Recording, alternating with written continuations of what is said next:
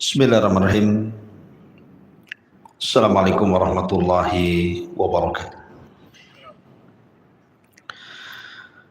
Alhamdulillah wassalatu wassalamu ala Rasulillah wa ala alihi wa sahbihi wa mawala. Wala hawla wala quwata illa billahi wa ba'du. Alhamdulillah, di malam hari ini dengan izin Allah Subhanahu wa taala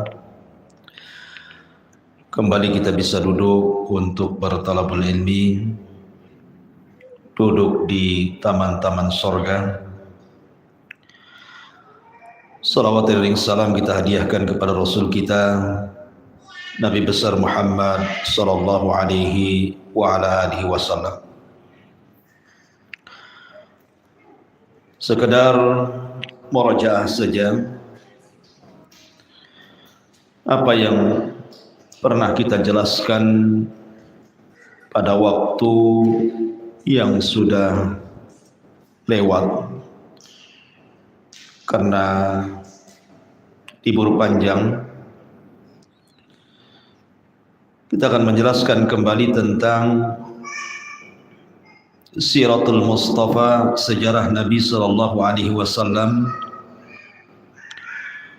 Dan malam ini kita akan membahas tentang Amul Hazni, tahun kesedihan Rasul sallallahu alaihi wa ala alihi wasallam. Kenapa tahun ini disebut tahun kesedihan Rasul? Karena di tahun ini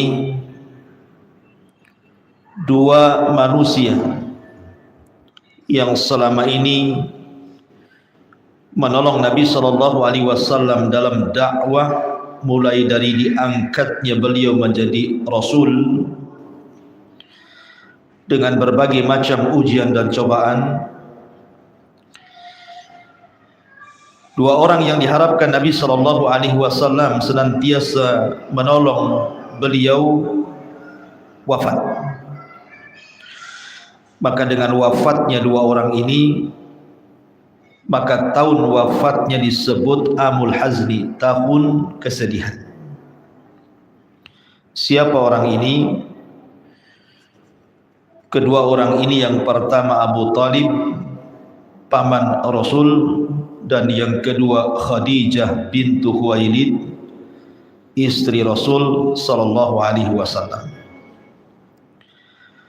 Bagaimana kisah kematiannya Abu Talib dan bagaimana kisah wafatnya Khadijah bintu Khuwailid, inilah yang kita akan bahas di malam hari ini. Ma'asyiral muslimin yang dimuliakan Allah Subhanahu wa taala, 3 tahun sebelum tragedi kematian Abu Talib dan Khadijah di tahun yang sama, kita tahu bahwa Bani Hashim dan juga Bani Muttalib itu diboikot oleh seluruh kabilah-kabilah musyrik Arab. Dan 3 tahun pemboikotan itu terasa berat bagi kaum muslimin dan para sahabatnya. Sampai-sampai di antara mereka dilarang untuk bicara, dilarang untuk duduk bersama mereka, dilarang untuk jual beli. Kalaupun seandainya terjadi jual beli, maka harganya dimahalkan, sehingga banyak di antara kaum muslimin yang tidak tahan, kelaparan, bahkan ada yang sampai merenggut nyawa. Sampai-sampai 1 butir kurma hanya dimakan untuk mengganjal perut 1 hari 1 malam, terkadang lebih. Di antara mereka ada yang memakan dedaunan dan kulit-kulit yang dibakar dan direbus. Itulah penderitaan Rasul dan para sahabatnya saat terjadi pemboikotan orang-orang musyrik Arab terhadap Bani Hashim.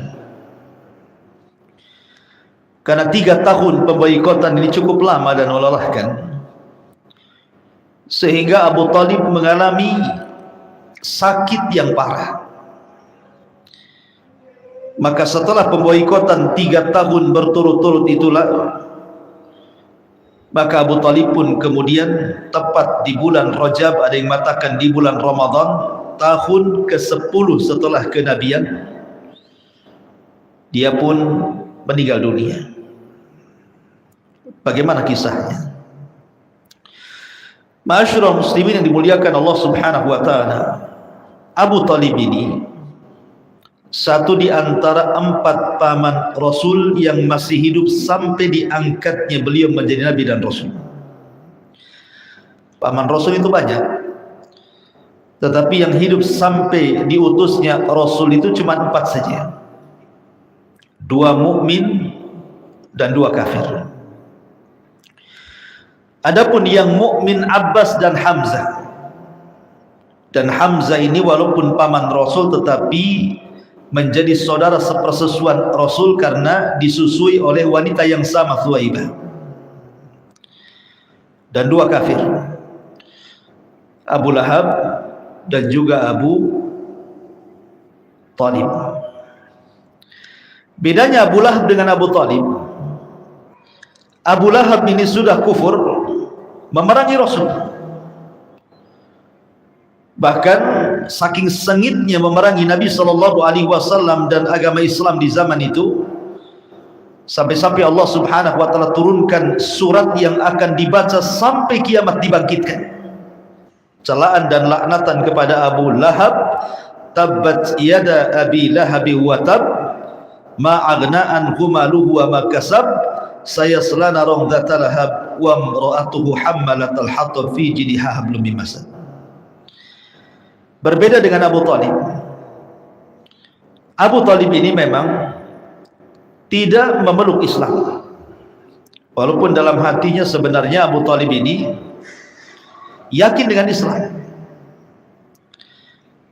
Makanya Abu Talib ini pernah mengatakan di hadapan Nabi SAW, dia mengatakan, "Kalau bukan karena celaan kaumku kepadaku, kalau bukan karena celaan kaumku kepadaku, tentu aku akan memeluk agamamu." Jadi Abu Talib ini takut celaan manusia sehingga terhalang hidayah.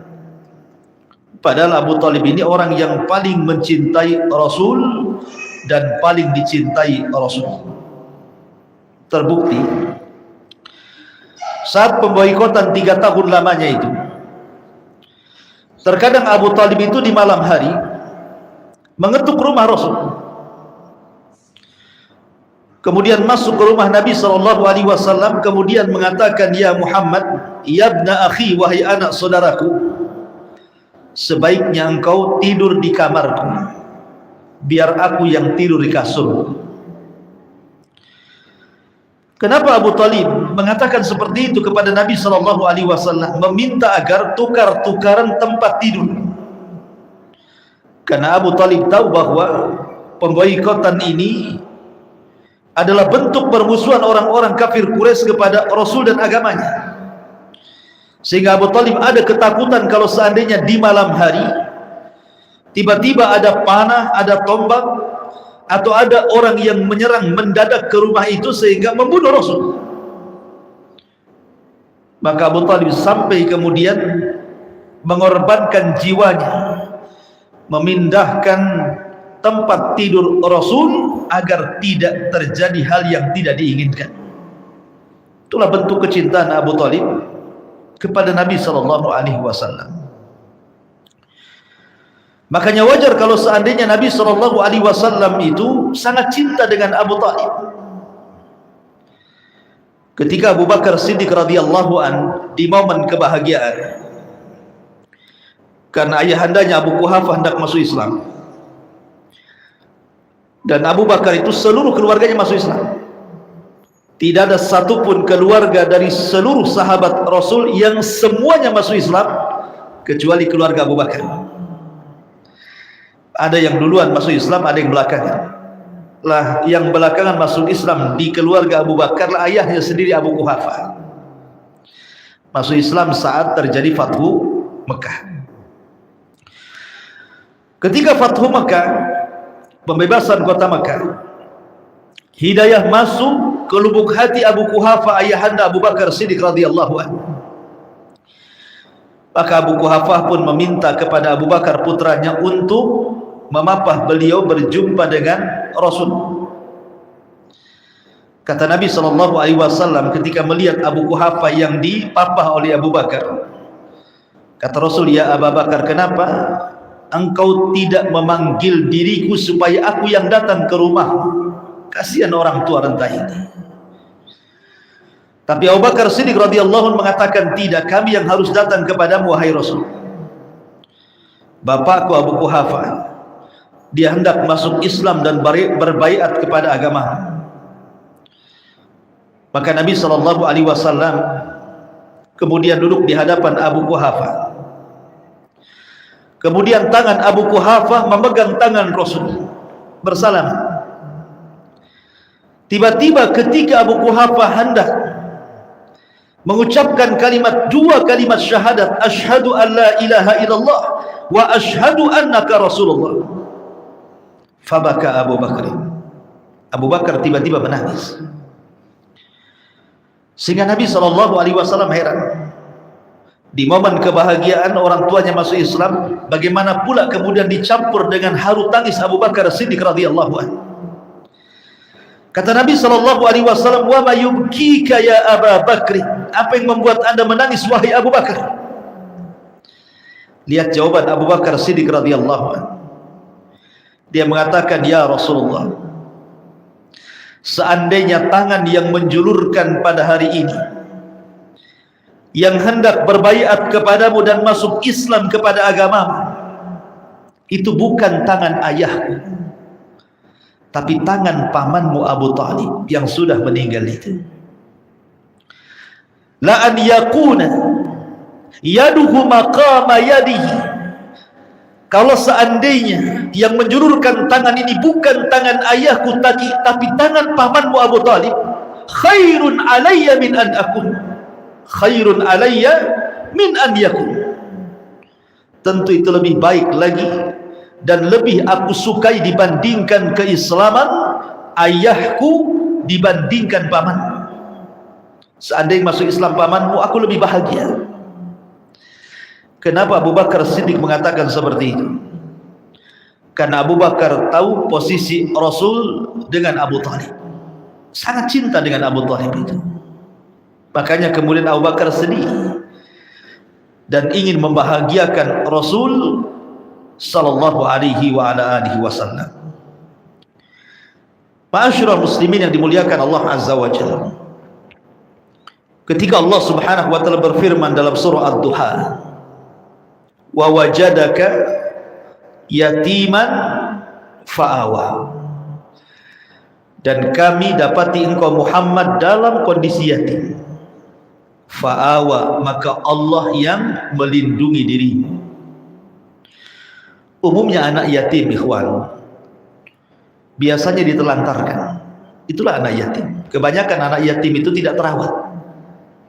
Ayahnya meninggal, terkadang dibiarkan keluarganya, terlantar, sehingga menjadi anak yang durhaka. Tapi Nabi SAW tidak ditelantarkan Allah. Ketika ibundanya Aminah meninggal dunia, kemudian Nabi SAW dirawat oleh, sebelumnya ketika Nabi SAW kecil dirawat oleh Thuwaibah, kemudian beralih kepada Halimah Sa'diyah, kemudian beralih kepada Abdul Muttalib kakeknya, kemudian beralih kepada Abu Talib. Dan Nabi SAW lebih banyak tinggal di rumah pamannya Abu Talib. Baru setelah menikah dengan Khadijah beralih kepada Khadijah. Baru setelah kemudian pamannya meninggal, Khadijah meninggal, maka Rasul pun kemudian beralih, dilindungi oleh Allah dengan orang ahli, dilindungi oleh Allah dengan orang-orang Ansar. Berpindah satu tempat ke tempat berikutnya, fa'awa. Tapi dari seluruh keluarga yang mengkafil Rasul, melawat Rasul, yang paling lama adalah di rumah siapa? Pamannya. Tarbiyah Abu Talib kepada Nabi SAW cukup lama, dari usia 8 tahun sampai menikah dengan Khadijah, sampai diangkatnya menjadi Nabi dan Rasul.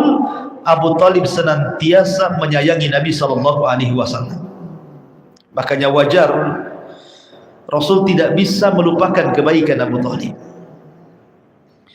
Ma'asyiral muslimin yang dimuliakan Allah Subhanahu wa taala, disebutkan dalam kitab ini,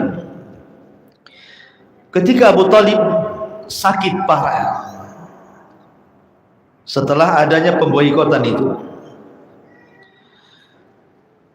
disebutkan falam yazal yashtad bihi hatta hadaratul wafatu, sehingga sakitnya semakin memarah, akhirnya Abu Talib pun mendekati wafatnya. Ketika Abu Talib mendekati wafatnya, di samping Abu Talib itu ada 3 tokoh Quraisy. Pertama Abu Jahal, yang kedua Abdullah ibn Abi Umayyah, dan yang ketiga Al-Musayyib. Lah ketika Nabi SAW tahu Abu Talib ini sedang sakaratul maut, jazaul ihsan ilal ihsan, ikhwan, balasan kebaikan itu dengan kebaikan. Rasul takut kalau seandainya kebaikan Abu Talib yang selama ini menolong dirinya, merawat dirinya sedari kecil sampai diangkatnya menjadi Nabi dan Rasul, mati sia-sia.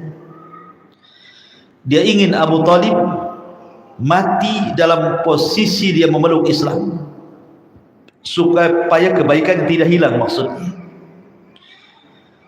Dan sebagai timbal balik, karena Abu Talib sudah merawatnya, maka Nabi SAW ingin memberikan atau menyampaikan hidayah Allah kepada Abu Talib saat detik-detik wafatnya. Itu akhir daripada detik wafatnya Abu Talib. Nabi SAW berusaha untuk membisiki di telinga Abu Talib, ya ammi, qul la ilaha illallah kalimatan uhaju bika indallah. Wahai pamanku Abu Talib, ucapkanlah la ilaha illallah. Kalau engkau mengucapkan kalimat ini, aku akan berhujjah di hadapan Allah, engkau akan diselamatkan. Tetapi masalahnya, di samping Abu Talib ini ada kawan-kawan seperjuangan jahiliyah. Ada Abu Jahal, ada Abdullah ibn Abi Umayyah, ada Musayyib. Sehingga terkadang Abu Talib melirik wajah Rasul, sekali-kali terkadang melirik wajah 3 tokoh Quraisy. Tapi sayang lisannya terkunci untuk mengucapkan kalimat la ilaha illallah. Karena setiap dia hendak mengucapkan kalimat itu, Abu Jahal dan Abdullah ibn Abi Umayyah langsung kemudian membantah dan mengatakan, ya Aba Talib, atarghabu millati Abdul Muttalib? Wahai Aba Talib, bencikah engkau dengan agama nenek moyangmu Abdul Muttalib, sehingga engkau harus menuruti apa kata Muhammad? Sehingga tidak jadi dia mengucapkan kalimat itu dan mendengarkan kawan-kawannya. Lihat bahayanya kawan-kawan yang jahat ini, bahayanya kawan-kawan yang su'ul akhlak, akhlaknya buruk, mempengaruhi Abu Talib sehingga tidak mengucapkan kalimat la ilaha illallah. Maka Nabi SAW terus mentalkin la ilaha illallah, sementara Abu Jahal dan Abdullah ibn Abi Umayyah terus mentalkinkan kalimat yang lain, atarghabu an millati Abdul Muttalib, bencikah engkau dengan agama moyangmu Abdul Muttalib wahai Abu Talib? Sampai hembusan nafas terakhir Abu Talib tidak mengucapkan kalimat la ilaha illallah, mati kafir. Anehnya Abdullah ibn Abi Umayyah yang mengatakan kepada Abu Talib, jangan kau ucapkan kalimat itu, maksudnya la ilaha illallah. Apakah engkau benci dengan agama moyangmu Abdul Muttalib? Belakangan dia masuk Islam. Abdullah ibn Abi Umayyah yang mentalkin Abu Talib kepada kekufuran, belakangan dia masuk Islam dan mati di perang Mu'tah. Hidayah ikhwan, dia yang menghalang-halangi hidayah, dia pula yang dapat hidayah. Abdullah ibn Abi Umayyah ini. Ma'asyiral muslimin yang dimuliakan Allah Subhanahu wa taala, dari sini sepakat ahli sunnah wal jamaah, Abu Talib mati kafir, kecuali orang-orang Syiah mengatakan Abu Talib itu muslim. Sebenarnya Abu Talib itu masuk Islam mengucapkan 2 kalimat syahadat, cuma Nabi nggak dengar katanya. Nggak dengar gimana, Rasul di sampingnya. Lah ketika kemudian Rasul sallallahu alaihi wasallam tidak berhasil mengislamkan Abu Talib di detik-detik wafatnya, terpukul hati Rasul, sedih hati Rasul, tersayat hati Rasul, sehingga Nabi sallallahu alaihi wasallam kemudian sambil menangis mengatakan, la astaghfiranna laka ma lam unha anka, sungguh aku akan memintakan ampun kepada Allah untukmu wahai pamanku, selama Allah tidak melarang bagi dirimu.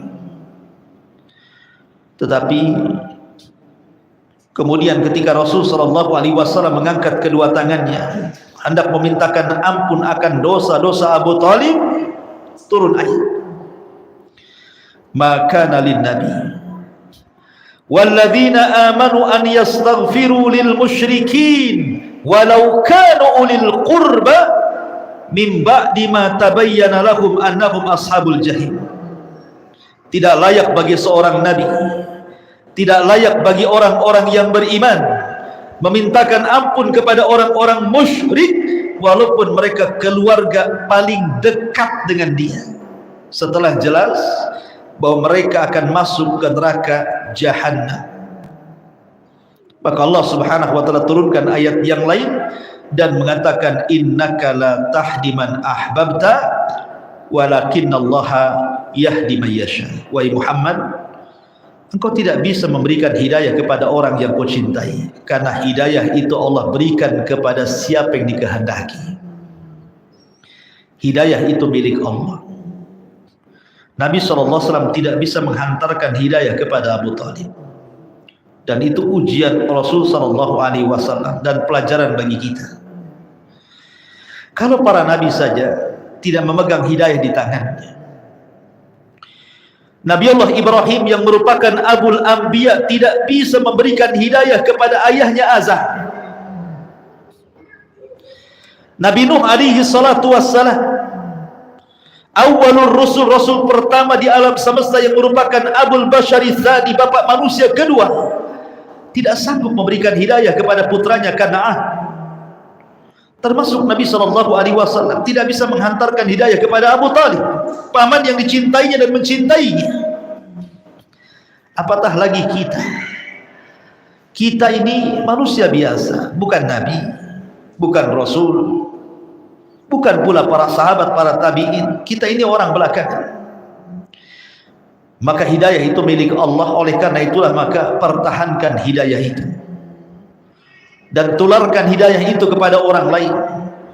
Walaupun tugas kita ini hanya menghantarkan hidayah Allah kepada manusia, soal manusia dapat hidayah atau tidak itu urusan dia, tapi minimalnya kita sudah mencontoh Rasul bagaimana Nabi SAW berusaha menghantarkan hidayah kepada Abu Talib.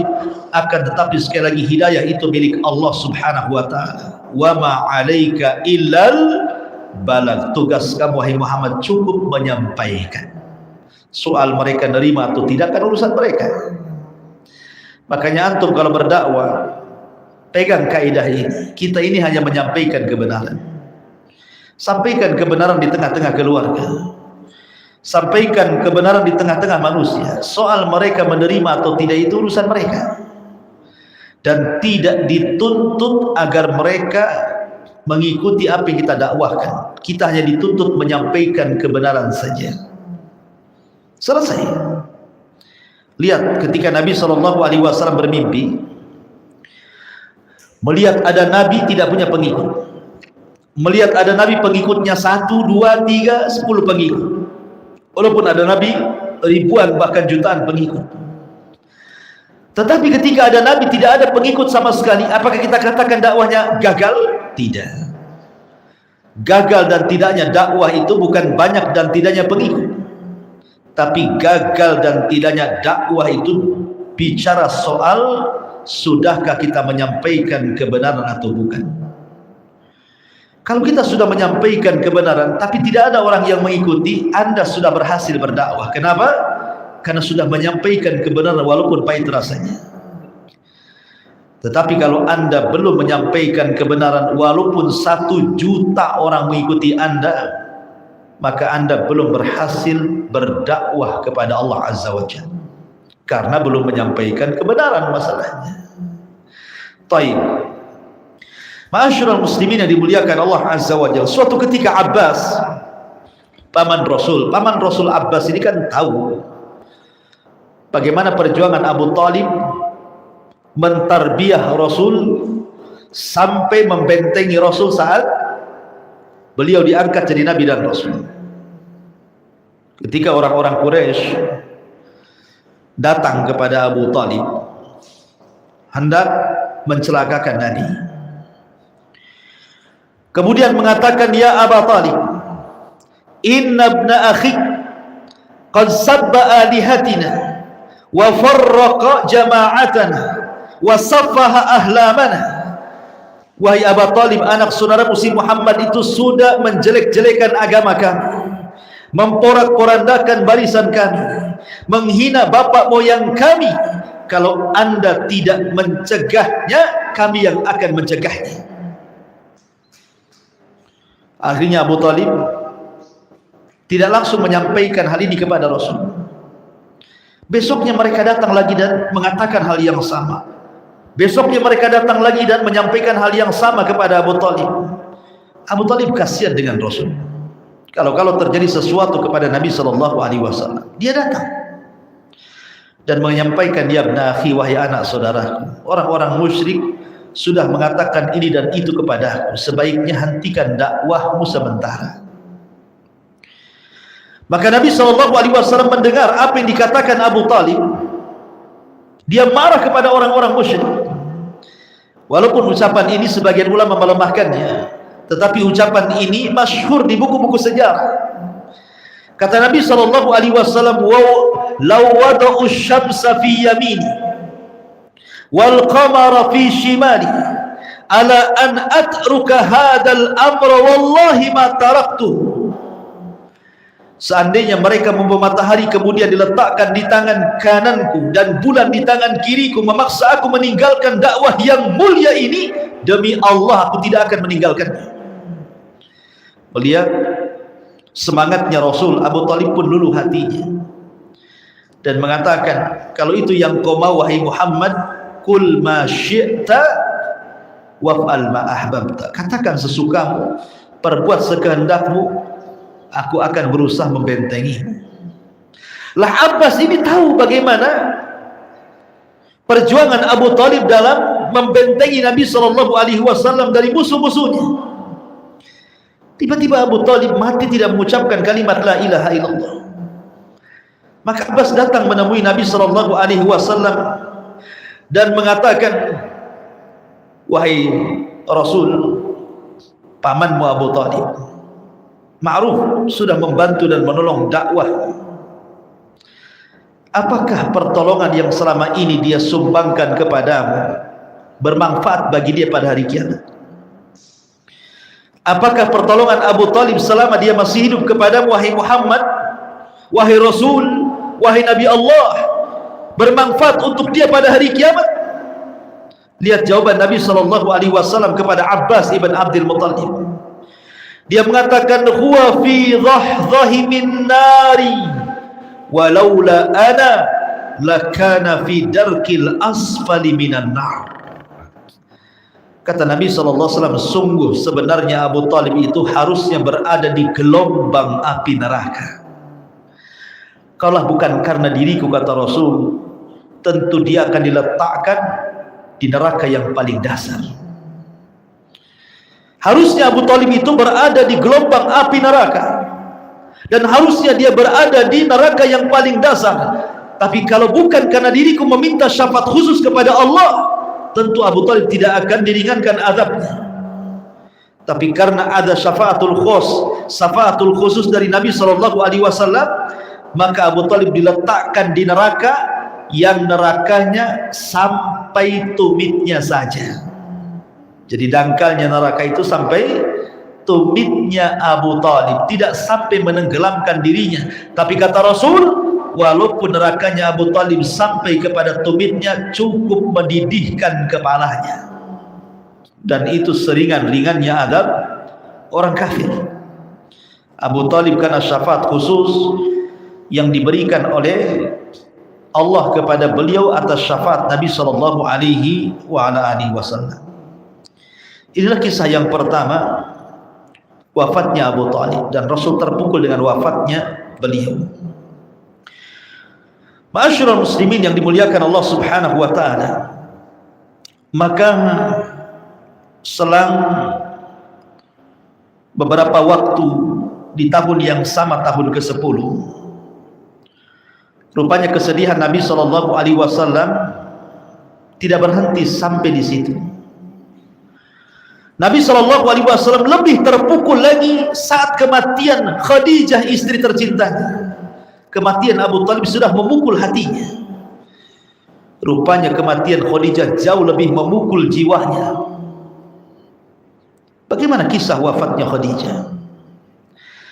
Ma'asyiral muslimin yang dimuliakan Allah Subhanahu wa taala, Khadijah Ummul Mukminin wafat, ada yang mengatakan di bulan Ramadan, di waktu yang sama atau di tahun yang sama wafatnya paman Nabi SAW, Abu Talib. Sedikit ingin saya jelaskan tentang biografi singkat saja Khadijah bintu Khuwailid. Saya sebutkan poin-poinnya saja. Khadijah ini memiliki tempat khusus di hati Nabi SAW. Ketika Nabi SAW di awal turunnya wahyu, dan itu pertama kali Rasul datangi malaikat Jibril, Rasul tidak tahu apakah yang datang itu malaikat ataukah syaitan. Tapi Rasul merasa nyaman. Di satu sisi dia ketakutan, apalagi setelah dia melihat bentuk asli Jibril alaihi salam dengan sayap yang sangat besar, 600 sayap dengan satu sayap terbentang ufuk. Dia datang kepada Khadijah dan mengatakan, zammiluni, zammiluni, selimuti aku, selimuti aku. Khadijah ini wanita berakal. Ketika Nabi SAW merasa was-was, siapa sebenarnya yang ditemuinya? Apakah dia malaikat? Apakah dia jin? Apakah dia syaitan? Rasul tidak tahu. Sehingga Rasul merasa ketakutan, sehingga demam dan panas tinggi. Tapi Khadijah ini wanita yang berakal, ikhwan. Sehingga Khadijah kemudian menghibur Nabi SAW. Siapapun yang menjumpai dirimu wahai Rasul, apakah itu malaikat, apakah itu jin, apakah itu syaitan, wallah, demi Allah, wallah la yuhzikallahu abada, demi Allah, semuanya tidak mungkin menghinakan dirimu, merendahkan dirimu. Tidak, orang sepertimu tidak akan rendah. Itu wanita berakal, ya. Dia tidak membahas Rasul bertemu dengan siapa dan apa yang diterimanya. Tapi saat ketakutan Khadijah berusaha untuk menenangkan Nabi SAW, orang sepertimu, orang baik sepertimu, wahai suamiku, tidak mungkin dihinakan gara-gara peristiwa itu. Kemudian Khadijah mengatakan, fa wallah la yuhzikallahu abada, innaka latasilur rahim wa tasduqul hadis wa tahmilul kallah wa tuqsibul ma'dum wa taqrid dhaifa wa tu'inu ala nawaibil haqq. Kata Khadijah, Bagaimana orang sepertimu akan dihinakan sementara engkau itu orang yang suka menyambung silaturahim. Ucapannya jujur, membantu orang susah, membela orang yang kesusahan dan begitu seterusnya. Orang sepertimu loh, tidak mungkin susah, tidak mungkin dihinakan Allah. Artinya Khadijah itu memang luar biasa gitu, menghibur Nabi SAW di saat Rasul sedang kesedihan. Subhanallah. Yang mengherankan saat wafatnya Khadijah, setelah tahun pengepungan itu, Hisar, Khadijah ini kan sudah tua, menikah dengan Nabi SAW di usia 40 tahun. Dan Khadijah hidup bersama Nabi SAW itu 25 tahun setelah diangkatnya menjadi Nabi dan Rasul. Artinya Khadijah di saat itu berusia 65 tahun. Kan sudah tua 65 tahun itu. Tapi Nabi SAW tidak pernah berpoligami. Mencukupkan Khadijah karena mewakili seluruh wanita. Semua wanita ada pada Khadijah sehingga Rasul tidak berpoligami. Lah ketika dalam pengepungan 3 tahun pemboikotan kepada Bani Hashim dan Bani Muttalib itu, apa yang terjadi kepada pamannya Abu Thalib juga terjadi kepada Khadijah. Khadijah ini banyak mengorbankan hartanya sampai ludes habis untuk menolong dakwah Rasul dalam pengepungan dan juga pemboikotan itu, memberi makan fuqara wal masakin supaya jangan ada yang kelaparan. Walaupun tetap saja banyak orang yang kelaparan karena hartanya habis untuk itu. Jadi Khadijah sakit, dan sakitnya memarah. Ma'asyiral muslimin yang dimuliakan Allah Subhanahu wa taala, sehingga suatu hari Khadijah ini mencari Nabi SAW di tahun ke-10 setelah kenabian ini, setelah 3 tahun pengepungan. Dicari ke sini tidak ketemu, dicari ke situ tidak juga ketemu. Maksud Khadijah adalah hendak menghantarkan makan dan minuman untuk suaminya. Rupanya Nabi SAW dihabarkan berada di Bukit Safa, sedang duduk di sana termenung. Maka dengan lunglainya wanita tua ini, Khadijah bintu Khuwailid yang usianya sudah 65 tahun, membawa makanan dan minuman mencari suaminya Rasul SAW sampai dia naik ke bukit, sampai terkadang jatuh dan bangun. Ketika sudah sampai dan mendekati Nabi SAW, di waktu yang sama datang Jibril. Jadi Khadijah hendak menemui Rasul, di waktu yang sama turun Jibril dan mengatakan kepada Nabi SAW, sebagaimana hadis Abu Hurairah radhiyallahu anhu, ya Rasulullah, hadhihi Khadijah qad atat ma'aha ina'un fihi inam aw ta'amun aw syarab, fa idza hiya atatka faqra 'alaiha assalam min rabbiha wa minni wa basyirha bi baitin fil jannati min qasabin la khasaba fiha wa la nasab. Kata Jibril, wahai Rasul, lihat Khadijah sedang mengarah kepada, dia membawa bejana, isinya makanan dan lauk, makanan dan minuman. Nanti sesampainya dia datang kepadamu, sampaikan kepadanya, Allah menitip salam dan juga diriku kepada Khadijah. Subhanallah. Allah menitipkan salam kepada Jibril untuk Khadijah, termasuk Jibril juga menitipkan salam kepada Rasul untuk Khadijah. Khadijah bukan Nabi, Khadijah bukan Rasul, tapi dia mendapatkan salam dari Allah Subhanahu wa ta'ala. Luar biasa. Aisyah Ummul Mukminin radhiyallahu anha pernah mendapatkan salam dari Jibril, tapi tidak mendapatkan salam dari Allah Subhanahu wa taala. Tapi Khadijah bukan hanya mendapatkan titipan salam dari Allah, dari Jibril kepada Rasul, kemudian ketika sampai Khadijah ke hadapan Rasul, Jibril pun menyingkir. Kemudian Nabi SAW memeluk Khadijah. Sebelum wafatnya Khadijah dipelukan Rasul. Khadijah meninggal di pelukan Rasul, sementara Rasul meninggal di pelukan Aisyah radhiyallahu anha. Ketika itu Nabi SAW sedang memeluk Khadijah. Kemudian dia mengatakan, "Ya Khadijah, Allah Subhanahu wa taala menitipkan salam kepadamu, dan juga Jibril menitipkan salam kepadamu wahai Khadijah." Lihat wanita cerdas.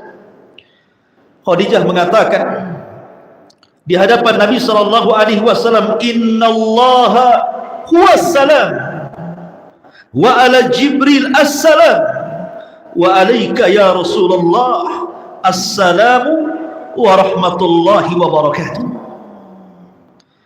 Sesungguhnya Allah adalah salam, dan kepada Jibril juga keselamatan, dan kepadamu wahai Rasulullah juga keselamatan dan rahmat bagi Allah dan juga berkahnya. Kemudian Khadijah mengatakan, "Wallahi la yuhzikallahu abada." Demi Allah, Allah tidak akan menghinakan dirimu wahai suamiku. Maka berpeganglah dengan wasiat Waraqah bin Naufal yang mengatakan bahwa mereka musuh-musuhmu orang-orang kafir akan mengusirmu. Mereka orang-orang kafir akan membunuhmu.